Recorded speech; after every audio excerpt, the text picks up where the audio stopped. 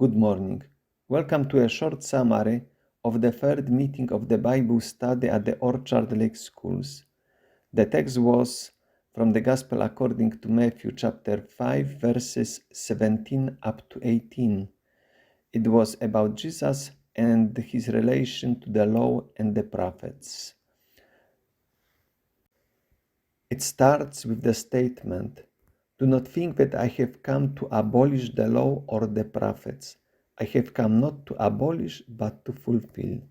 Those two words, the law and the prophets, refer to two major parts of the Old Testament, two fundamental parts of the Jewish Judaism at the time of Jesus. Law, the legislative, and then the prophetical voice, which also was making reference to the law. And then Jesus continues, "For truly I tell you, until heaven and earth pass away, no one letter, not one stroke of a letter will pass from the law until all is accomplished." No one letter refers literally no yod, the smallest letter in the Hebrew alphabet, and no one stroke of a letter refers to either vowels or different accents used in the Hebrew text, because in fact in the Hebrew ancient as well also in modern, the Hebrew alphabet consists only of consonants. Vowels are added whenever somebody reads. So below you see also, now I place here a sample of Hebrew writing. We read from the right. So we have just expression meaning my father. Just they are vowels. Reading, I repeat, reading again from right. The first one, which kind of crossing, it is Aleph. The other one is Bet. And then in red is the smallest letter of the Hebrew alphabet, the smallest consonant, Yod. Generally, the Hebrew letters could be written in a form of a square. They could fill a square like Aleph and Bet. Then on the left side of it, I added also vowels. So you see something below, and even just there is even a dot.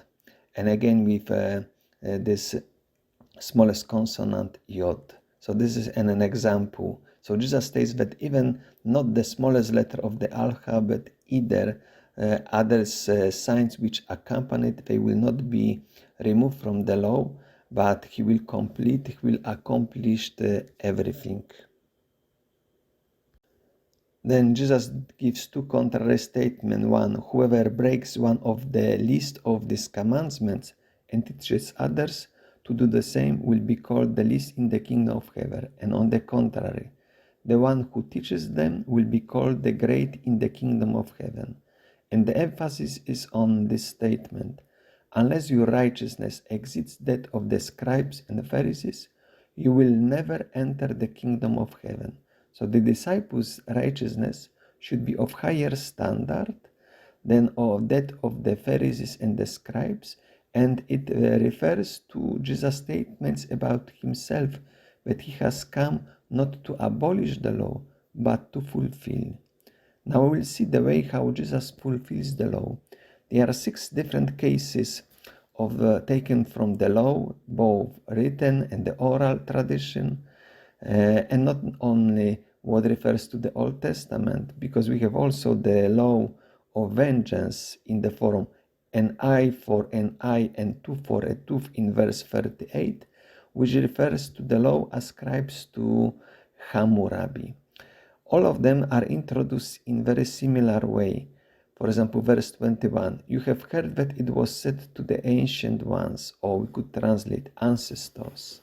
Verse 27, you have heard that it was said.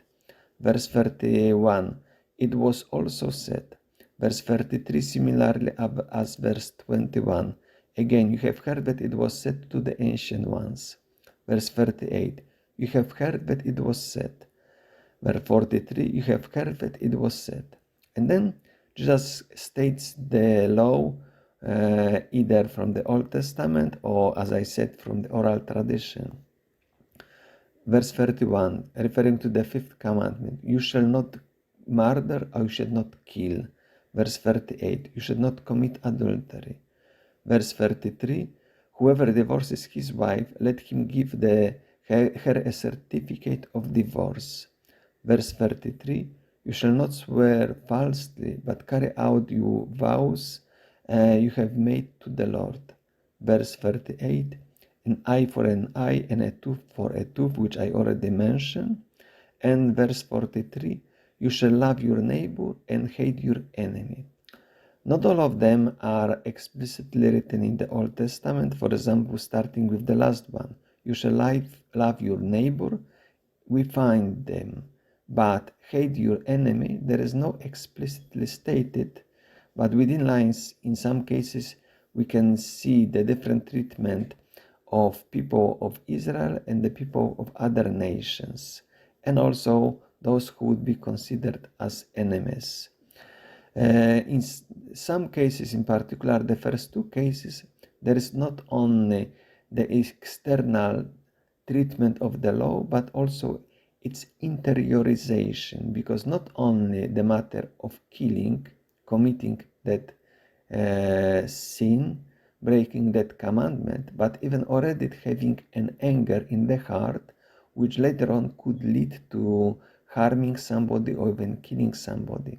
Similarly, not only committing physically adultery, but even the way how somebody looks at a woman. Today we would say how somebody looks at another person, man at woman, woman at man, and so on.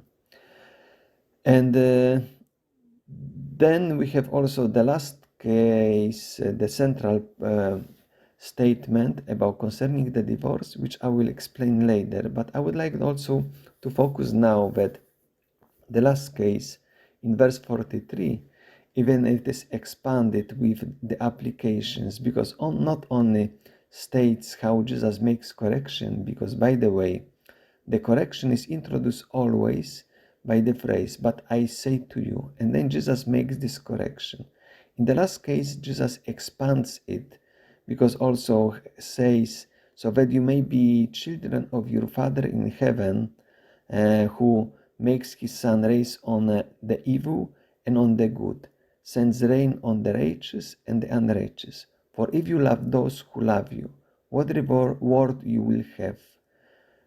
Do not even the tax collectors do the same?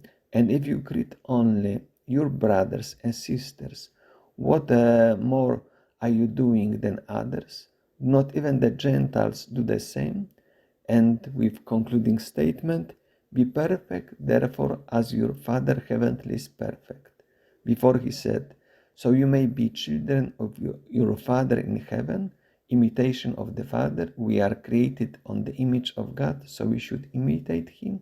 Since our Father in heaven is perfect, we should also be perfect.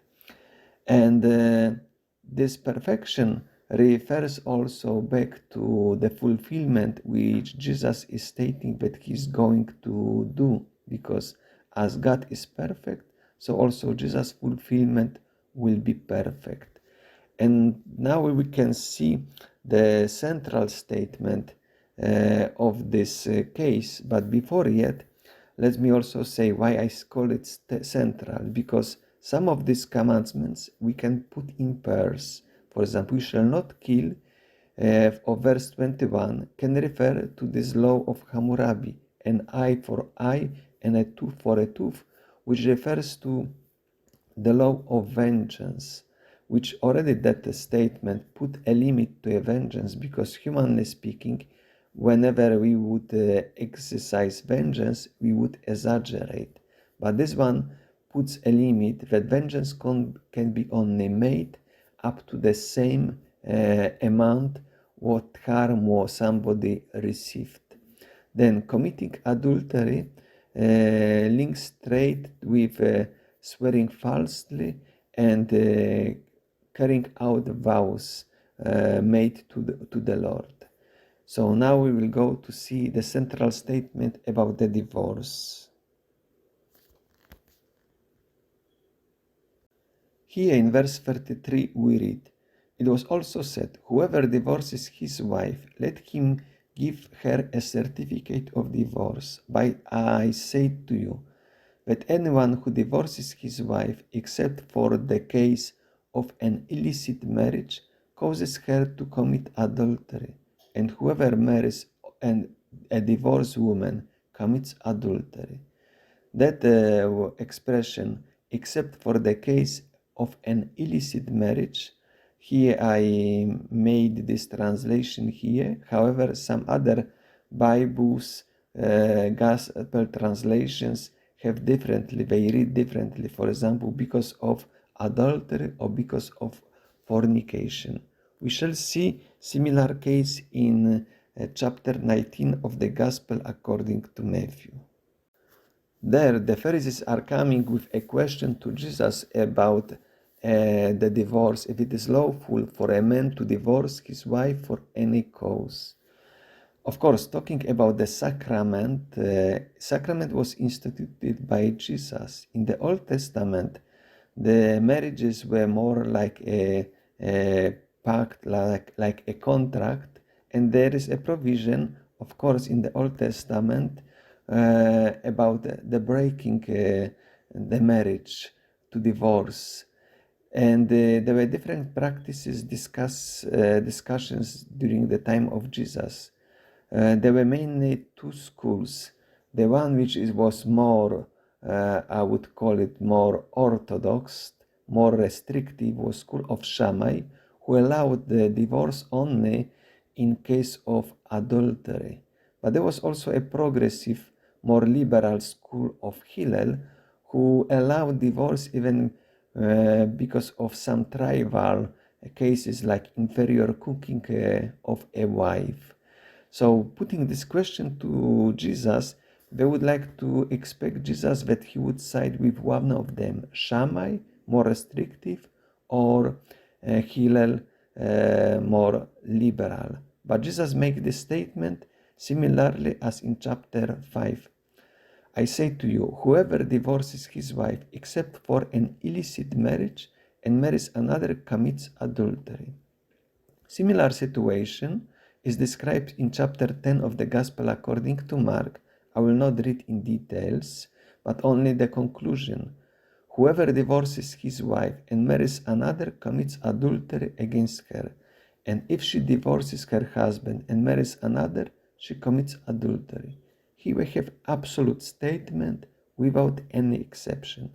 And similarly, without such situation, but the absolute statement we find also in the Gospel according to Luke, chapter 18. Anyone who divorces his wife and marries another commits adultery, and whoever marries a woman divorced from her husband commits adultery. If we were translating in the sense of adultery or fornication, then Jesus would side in the case with the case of mostly of Shammai, who allowed divorce, but was more restrictive than Hillel. However, here we should also refer to another text from the Acts of the Apostles, the Jerusalem Synod, which was discussing admission of Christians coming from paganism, if obliged them to follow the Mosaic law, like circumcision. Then in verses 20 and 21, verse 20, there is the resolution, and verse 29 is written the decree.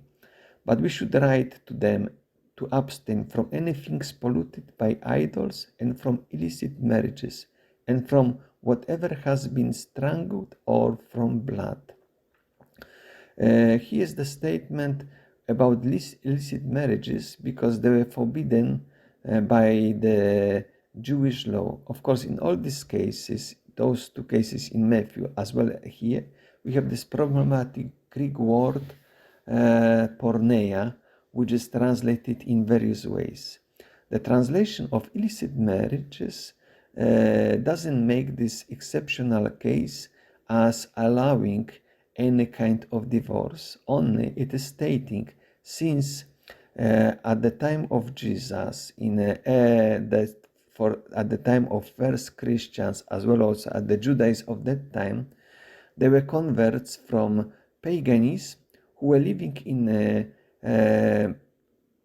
relations, marriage relations, which were against the laws of the Leviticus chapter 18, which states that we should not marry in certain blood or legal relationships. Close blood relationship or legal relationships are not allowed. For example, brother should not marry sister, father should not marry daughter, and so on.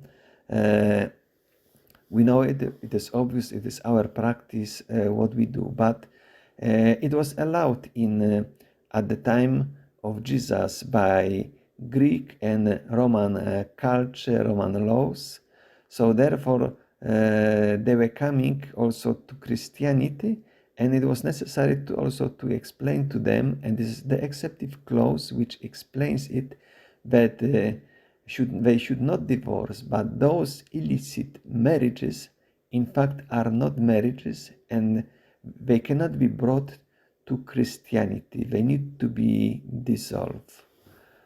So I hope that I try to explain it. Of course, otherwise the explanations would be too long. Thank you for listening. Welcome again to participate at my biblical study. In case you cannot be personally, follow it on my channel. Thank you. God bless you. Have a good day.